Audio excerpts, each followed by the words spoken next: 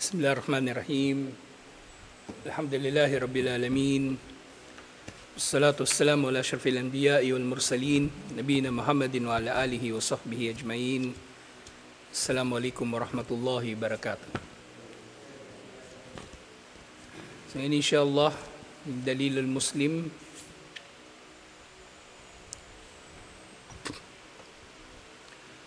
So natapos na natin yung shirk.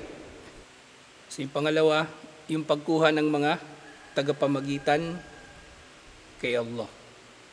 So yung pangalawa, na nakakasira ng pagiging Muslim ni numan, yung pagkuha ng tao ng syafi. Yung, kumbaga, yung tagapamagitan. Na kapag magdarasal yung tao, pinapadaan pa niya sa kung kani-kanino. Padaanin niya kay Jesus, kay Maria, sa mga santo, sa mga anghel. Yan yung syafa'ah na tinatawag. So dito sa page 31, number 2 na tayo. Ang syafa'ah, ito ay pagkuha ng tagapamagitan. So gusto niyang makarating kay Allah, yung dasal niya. At naniniwala siya na kapag pinadaan niya kay Jesus yung dasal niya, mas tuto pa rin ni Allah kasi mas malakas daw si Jesus kay Allah, mas malapit. Para kahit sa tao, di ba? Sabihin nung brother, ilapit mo nga ako dun sa sa sister, ganon. O kaya mga ganon. O kaya apply ka ng trabaho, kuha ka ng padrino. Yun, parehong konsepto. Yung mashfu. Tapos yung mashfu and dahu, yun nga, kung sino yung gusto mo talagang lapitan sa pamagitan nung padrino mo o nung backer mo o yung ganun. So mashfu and dahu, si Allah. Kaya nga doon sa Ayatul Kursi, diba? Man dalladhi yashfa'u indahu illa biidni. Sino ba ang mamamagitan kay Allah liban na lamang sa pahintulutan ni Allah. So hindi lahat ng syafa'ah ay katanggap-tanggap. Merong syafa'ah na katanggap-tanggap. Lalong-lalo na sa araw ng paghuhukom. Si Propeta Muhammad sallallahu alaihi wasallam, siya ay sa syafa'ah, siya ay mamamagitan sa pagitan ng mga tao at kay Allah. Pero hindi sinasamba. Si Propeta Muhammad sallallahu alaihi wasallam, hindi siya sasambahin sa araw ng paghuhukom, katulad ng kung paano siyang hindi sinasamba ngayon. Never nasasambahin ng tao si Propeta Muhammad sallallahu alaihi wasallam. Meron pang mga bagay tungkol sa syafa'ah na malilinaw natin inshallah ng mas malalim ngayon sa pagtalakay natin dito. So yung syafa'ah, so yung literal nga nakahulugan nito yung pamamagitan. Nandun din ito yung doon sa libro na binigay ko, yung Tauhidul Muyassar, nandun din.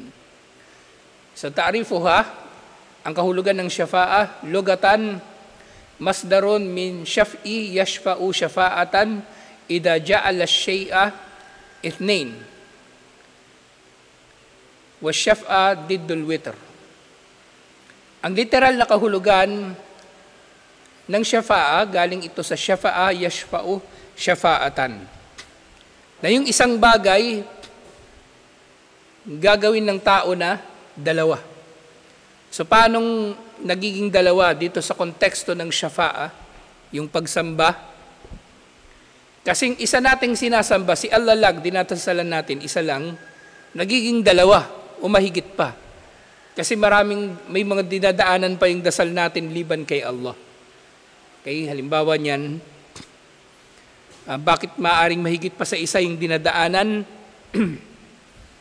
May mga tao, halimbawa, nagdasal na siya kay Jesus bilang Santo Niño, nagdasal pa siya kay Jesus bilang Jesus na nakapako sa krus, nagdasal pa siya kay Jesus bilang Jesus na yung Nazareno, yung nagpapasan ng krus, at Jesus na nabuhay muli, Jesus na nasa kanan ng Panginoon doon sa Trinity, at iba't iba pang mga larawan o rebulto ni Jesus.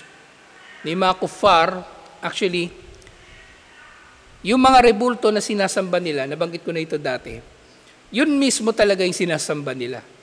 Nagpapalusot sila, sinasabi nila yung mga rebulto, ano lang yun, parang object of concentration lang daw, para makapag-focus sila. Pero hindi. Nalalaman natin na sinasamba talaga nila yung rebulto at pinahalagahan nila yung isang specific na rebulto. Kasi kung halimbawa merong dalawang rebulto, parehong-pareho ng itsura. Yung Nazareno na lang halimbawa. Mas hinahanap ng tao yung original na Nazareno kaysa yung replica lang. Maghahanap siya ng original kaysa yung Class A. Hindi niya pupuntahan yung Class A. Pupuntahan niya yung original. Kasi inugnay na talaga nila yung paniniwala doon sa rebulto. At may nakaugnay na rebulto. May kaugnay na paniniwala sa rebulto. Kung merong may sakit, di ba, ugali nung kufar, papahid-pahid niya yung panyo niya dun sa sa rebulto. O meron dalawang rebulto diyan. Parehong-pareho, magkamukha, Nazareno. Pareho ng suot, violet, parehong negro. Parehong-pareho, hindi makikita ng tao. Hindi niya yung papahiran pareho. Hanapin niya muna kung saan yung original. Kung walang original doon, kahit saan na siya magpapahid. Kasi nga, meron nang nakaugnay talaga na rebulto. At yun nga, meron nakaugnay ng paniniwala doon sa rebulto. At yun nga, sa paniniwala sa mga rebulto, naniniwala talaga tayong mga Muslim na ito ay shirk. At sinasamba talaga nila yung rebulto, hindi ito object lang ng concentration para makapag-concentrate sila. Kasi ang bawat rebulto, kahit kumakatawan ito sa isang tao lang, di ba si Jesus, di ba? Marami siyang rebulto. Yung nga, may Santo Niño, may Nazareno nagpapasan ng krus, may nakapako sa krus, merong nabuhay muli, at kung ano-ano pang pose ni Jesus. Lahat yun ay sinasamba nila. Lahat yun ay sinasamba nila at meron silang specific na kahulugan na inuugnay sa bawat rebulto na ito ni Hesukristo. Sa bawat isa sa mga yun ay kanilang sinasamba nga. So ang syafa'a, yung isa na dapat na sinasamba mo, isa lang, ginagawa mong dalawa o mahigit pa. At ang syaf, ito ang kabaligtaran o antonym ng witr o odd number. Isa, tatlo, pero kung sa tauhid, isa lang. Pero dahil sa syafa'a, nagiging dalawa ang iyong sinasamba o mahigit pa. Actually, hindi lang si Jesus ang maraming incarnation o katauhan. Kahit si Mama Mary, di ba? Si Mama Mary, merong Our Lady of Fatima, Our Lady of Peace and Good Voyage. Iba pa yung Mama Mary do sa yung perpetual help. Marami siyang kung ano-anong inkarnasyon. Marami. At ang bawat isa sa mga ito ay sinasamba nila individually. Kung meron silang kailangan, punta sila ng Obando kung gusto nilang magkaanak. Kung gusto nang magkaroon ng agimat, punta sila dun sa sa Rizal o sa Laguna. Doon sila maghahanap ng agimat. At iba-iba yung binibigay nga nila na iniugnay nila na kapangyarihan o kakayanan ng bawat incarnation na ito ni Hesukristo o ni Mama Mary at iba pa. Parang na nga ang modern Christianity, kumbaga, mas malapit na siya sa kung sa dami ng mga sinasamba. Parang Hinduism, ganun. Tas nadagdag pa, pinasok na ng mga Pilipino yung konsepto ng reincarnation sa Kristyanismo. Merong mga Pilipino naniniwala na yung pinuno ng kanilang mga kulto, reincarnation ni Jose Rizal. Na si Jose Rizal naman mismo, reincarnation daw ni Hesukristo. At kung ano pang sinasabi nila. Sa istilahan, ang Islamikong kahulugan naman ng syafa'a at tawassut lil ghairi yajlibu manfaatan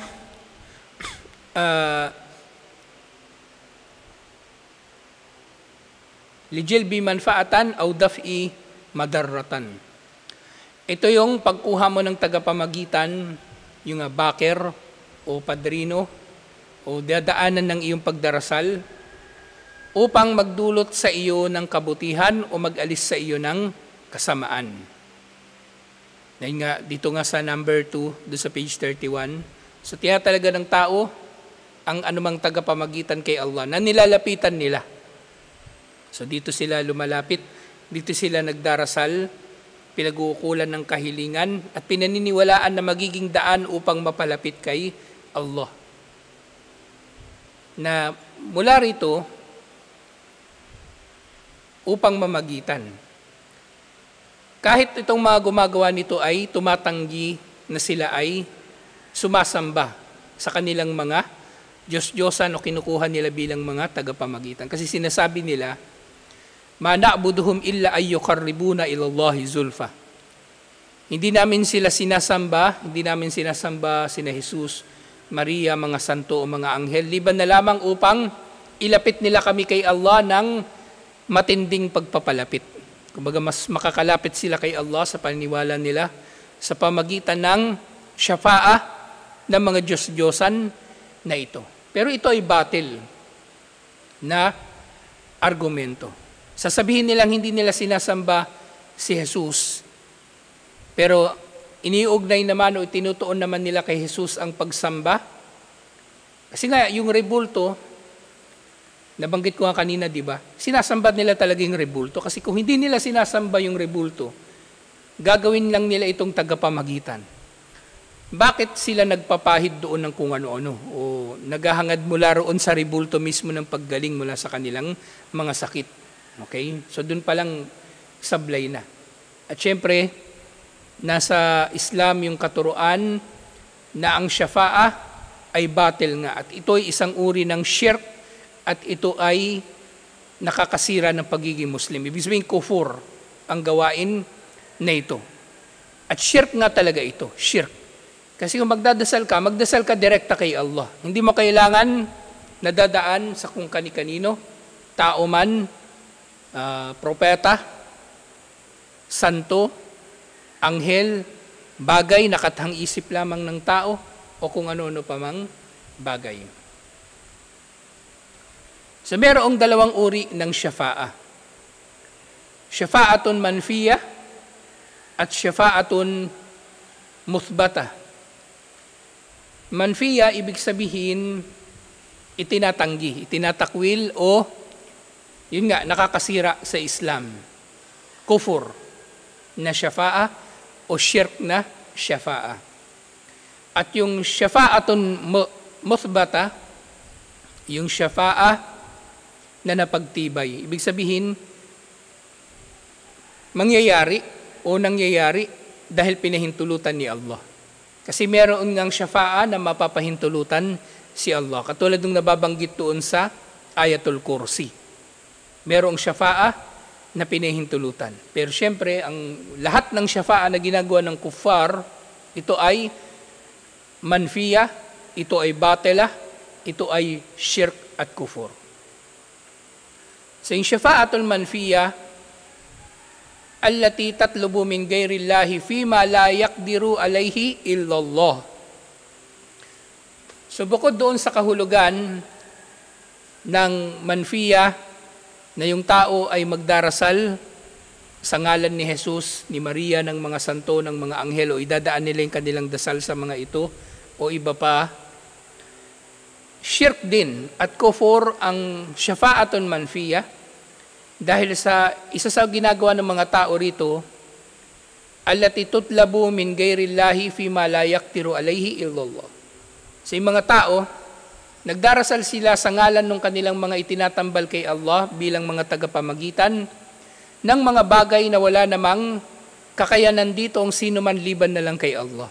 Kaya balik tayo doon sa rebulto, na sinasabi ng mga tao, pinapangatwiranan nila na hindi naman nila talaga sinasamba. Ginagawa lang nilang tagapamagitan. Hindi lang actually nagiging tagapamagitan yun, lumalampas pa. Kasi nga dito, hinahangad nila mula sa rebulto, halimbawa yung bagay na si Allah lang ang merong kakayanan dito. Halimbawa yung paggaling ng sakit, paggaling sa sakit. So yung pinapahid nila na kung ano-ano doon sa rebulto, tapos papahid nila sa sarili nila, o hinahalikan pa nila yung rebulto, na hinahangad nila, gagaling sila sa sakit nila. Samantalang si Allah lang ang may kakayanan dito, yun ay malinaw na shirk. Yun ay malinaw na kufur at malinaw na magiging dahilan para ang tao ay mawala sa Islam. Ngayon, paano yung black stone? So lagi sinasabi ng kuffar, di ba? Sinisira nila yung Islam. Na bakit yung mga Muslim, sabi ng mga Muslim, bawal humalik sa rebulto. Bakit yung batong itim, hinahalikan nila dun sa Kaaba? Yung black stone, hindi natin hinahalikan bilang pagsamba o bilang syafa'a. Ginagawa natin ito bilang pagsunod sa sunnah ni Propeta Muhammad sallallahu alaihi wasallam, na hinalikan niya ito. Katulad nga ng sinabi ni Omar bin Khattab radhiyallahu anhu, na sinabi niya dun sa black stone, hindi kita hinahalikan dahil gusto kitang halikan, hinahalikan kita dahil ginawa ito ni Propeta Muhammad sallallahu alaihi wasallam. At isa pang patunay na walang anumang saysay ang paghalik sa black stone. Ibig sabihin, walang anumang saysay liban pa sa pagsunod sa sunnah. Ibig sabihin, hindi ito nakakapagpagaling ng sakit o ano paman. Isa pang patunay dito, ang anumang pagpunta ng tao doon upang magtawaf, mag-hajj o mag-umrah, lahat ng ito ay kumpleto kahit hindi ka makahalik sa black stone. Okay? Kumpleto ang iyong hajj. Kumpleto ang iyong umrah. Kung magtatawaf ka lang doon, kasi pwedeng tawaf lang yung gagawin mo. Pwedeng tawaf lang ang gagawin mo. Kaya nga minsan may kita ang picture o video ng mga nagtatawaf, hindi sila naka-ihram. Di ba yung ihram, yung napag-hajj ka na, Ahmad, di ba? Yung ihram, yung 2 piraso ng tela na puti. May kita ka minsan nag-hajj o nag-umrah, nagtatawaf, hindi sila naka-ihram kasi nagtatawaf lang sila. Hindi sila nag-umrah o wala sila sa hajj. So pwede yun. Pwede yung ganun. Wala sila sa ihram kasi wala naman sila sa umrah o hajj. Nagtatawaf lang talaga sila. Kumpleto at tanggap inshallah ang tawaf ni naman kahit hindi niya mahalikan ang black stone. So yung problema sa ilang mga Muslim din, akala nila kailangan o wajib halikan yung black stone. Nakikipagpatayan na sila para lang makalapit dun sa black stone. So yun ay hindi wajib na bahagi ng mga gawain sa tawaf, umrah o hajj. So yung sinabi ni Allah tungkol dito, Ya ayyuhalladina amanu, anfiku mimma razaqnakum min qabli an ya'tiya yawmun la bay'un fihi wala khullah wala shafa'a. O mga nanampalataya, magtustos kayo mula sa mga ibiniyaya namin sa inyo bago pa dumating ang araw na wala nang tatanggapin na pagbebenta, pagkikipagkaibigan o shafa'a, yung pamamagitan. Na ibig sabihin ng shafa'a dito na hindi natatanggapin sa araw ng paghukom, eto na, yung shafa'a na manfiya o shafa'a na hindi naman napagtibay sa mga dalil. Wal kafiruna humud zalimun. At ang mga kuffar, sila ang mga mapang-api, sila ang makasalanan, sila ang mga sumasamba sa iba paliban kay Allah. Ito yung aya, bago yung ayatul kursi. Ito yung aya bago yung ayatul kursi. So nabanggit din dito yung shafa'a. At nilinaw ni Allah, ang shafa'a ay magaganap lamang sa kapahintulutan ni Allah subhanahu wa ta'ala. At yung isa pa naman na shafa'a, yung shafa'atun muthbata, ibig sabihin na pagtibay, hiya allati tutlabu min Allah. At ito yung mga shafa'a na kumbaga pinahintulutan nga ni Allah. At maaring hihiling ang tao kay Allah sa pamagitan ng mga shafa'a na ito. Meron itong mga kondisyon. 2. Idnullahi lisyafi'i an yashfa'. Ang pahintulot ni Allah doon sa nagdarasal na mamagitan siya sa dinadasalan o hindi naman sa dinadasalan. Na mamagitan siya doon sa kinukuha niya bilang tagapamagitan. At pangalawa, rida anisyafi wal mashfu'u lahu. At yung ridahu anisyafi wal mashfu'u lahu. So dapat itong syafa'a na ito ay tinatanggap ni Allah mula doon sa syafi at yung doon sa mashfu. Mashfu'un lahu pala yung kompletong tawag. So doon sa tao na nagdarasal o sumasamba o gumagamit ng pamamagitan ng iba para mas mapalapit kay Allah, o doon sa mismong kinukuha niya bilang tagapamagitan. Kasi nga may mga pinahintulutan na mamagitan. May mga pinahintulutan na mamagitan. So merong sinabi si Allah doon nga sa Ayatul Kursi, man dalladhi yashfa'u indahu illa bi'irni. Sino ba ang mamamagitan kay Allah liban na lang sa kanyang pinahintulutan? Ibig sabihin, merong pinahintulutan si Allah na mamagitan. Ganyan din merong isa pang aya sa Suratul Najm 26. Wa kam min malakin fis samawati la yugni syafa'atuhum syai'a. Ilang mga anghel ba sa kalangitan ang walang maitutulong na anuman ng kanilang syafa'a, na walang saysay yung kanilang pamamagitan. Kahit dasalan sila ng mga tao, hindi ito tatanggapin ni Allah. Illa min ba'di an ya'dana Allahu liman yasha'u wa yarda. So hindi nga tatanggapin ni Allah yung pamamagitan ng mga anghel liban na lamang sa pahintulot ni Allah. Para sa sino mang naisin niya na tanggapin ito at sino mang kalugdan niya ang pamamagitan nito. Ngayon, kabilang doon sa mga syafa'a na napagtibay, yung ang magiging syafa'a ni Propeta Muhammad sallallahu alaihi wasallam sa araw ng paghuhukom.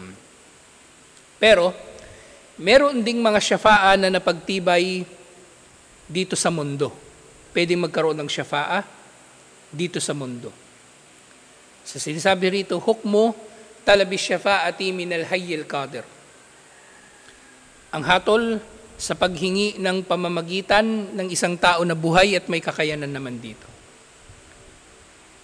Sa sinabi number 1, in tulibat minhu amran mashru'an o mubahan yakdiru alayh. Fajaizun huwa wa huwa min babil musa'ada wa ta'awun alal khair. So doon sa syafa'a na pinahintulutan, unang tinukoy dito yung syafa'a sa anyo ng pagtulong ng tao sa bagay na meron naman siyang kakayanan. Halimbawa, lalapit ka sa tao na buhay at may kakayanan naman siya rito. Halimbawa, magpapatulong ka magbuhat o kaya magpapatulong ka, mangutang ka sa kanya, halimbawa. O kaya, yung syafa'a na yun nga, saan yun ng yung pagre-rekomenda, tazkiyah, kumbaga rekomendasyon, pinahintulutan naman to sa Islam. Pinahintulutan ito sa Islam. Yung pagiging padrino, pinahintulutan naman. Pero, hindi ito mangyayari o hindi pwedeng mangyari na kung ang pagre-rekomenda mo sa tao ay magiging dahilan na magkaroon ng kawalang katarungan. Yun ang bawal. Bawa, re-rekomenda mo yung brother, tapos hindi naman siya qualified doon. Tapos yung kumpanya na doon mo siya nirekomenda, meron silang kailangan na requirements, tapos yung brother hindi qualified, pero tinanggap na lang nila kasi hindi sila makatanggi sa'yo. Kasi hindi sila makatanggi sa'yo, maaring ginagalang kanila o maaring may utang na loob sila sa'yo. Bawa, ginamit mo yung pangalang Harold. Ginamit mo yung pangalang Harold. Sabi mo, tanggapin mo atong brother. Ako si Harold. Pakitanggap po itong brother. Tapos yung brother hindi naman qualified. So maaring merong kawalang katarungan doon at yun ay hindi pwede. Pero doon sa pagre-rekomenda nang wala namang mangyayari na kawalang katarungan, pwede, inshallah. At gayon din sinabi, pangalawa, tatlabu minhu amran la yaktiru alayhi illallah fahada syirk. At kung ihiling ka naman sa tao ng bagay na wala siyang kakayanan dito, ito ay syirk din. Ito ay syirk. Ngayon doon sa sunnah, nung buhay pa si Propeta Muhammad sallallahu alaihi wasallam, may mga hadith na naiulat doon na yung mga sahaba Nagsasabi sila kay Propeta Muhammad sallallahu alaihi wasallam na manalangin si Propeta Muhammad sallallahu alaihi wasallam kay Allah ng ilang mga bagay. Halimbawa niyan yung sa Salatul Istisqa.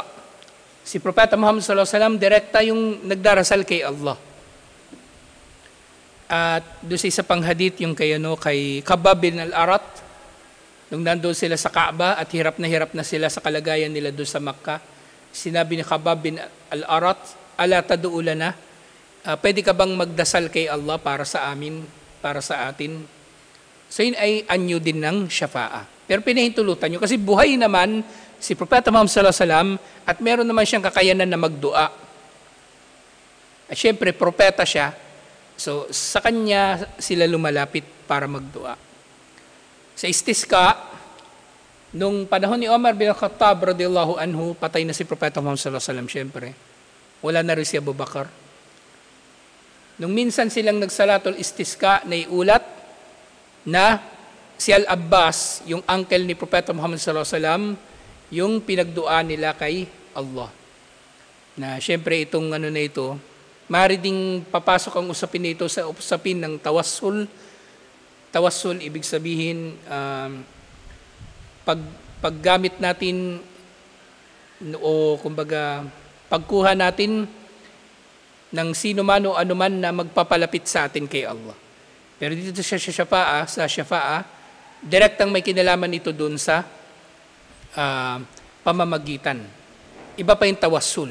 Okay, iba pa yung tawassul. Yung tawassul, para lang malinaw, yung syafa'a, kumbaga nagdarasal tayo, papadaanin natin sa tao. At lahat ng ito ay haram, liban na lang sa napagtibay. So mapahintulutan ng syafa'a ni Propeta Muhammad sallallahu alaihi wasallam sa araw ng paghuhukom. At ganun din, sa tawassul naman, eto na yung yung pagdudua ng tao na hihiling siya kay Allah sa pamagitan ng bagay na yun na matupad yung kanyang dua. Kumbaga, ano ba magandang sample dito? Yung 3 tao sa kuweba. Yun, yung 3 tao sa kuweba nga, naalala ko. Kasing kay Al-Abbas,